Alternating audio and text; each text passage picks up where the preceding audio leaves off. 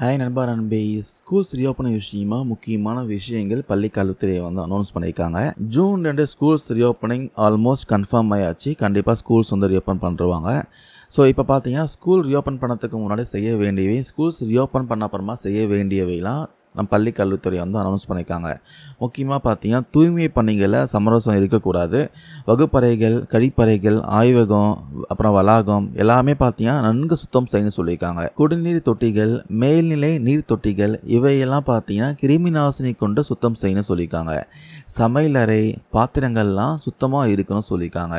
அதுக்கப்புறம் பாதுகாப்பு முன்னெடுக்க ப்ராப்பராக எடுக்கணும்னு சொல்லியிருக்காங்க. அதாவது பழுதடைந்த கட்டிடங்கள், கிழிந்த கிளைகள் இவையெல்லாம் சரி செய்து பாதுகாப்பு உறுதி செய்யணும். மின் சாதனங்கள் சரியாக வேலை செய்தா செக் பண்ணி அவனை பரிசோதிக்கணும்னு சொல்லியிருக்காங்க.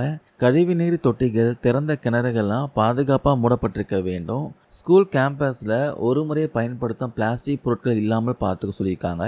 பிளாஸ்டிக் பொருட்களை யூஸ் பண்ணக்கூடாதான். ரெண்டாவது, மாணவர் சேர்க்கை விஷயமாகவும் அப்டேட் கொடுத்துருக்காங்க. மார்ச் 1 முதல் பார்த்தீங்கன்னா மாணவர் சேர்க்கை தொடங்கி இருக்கு.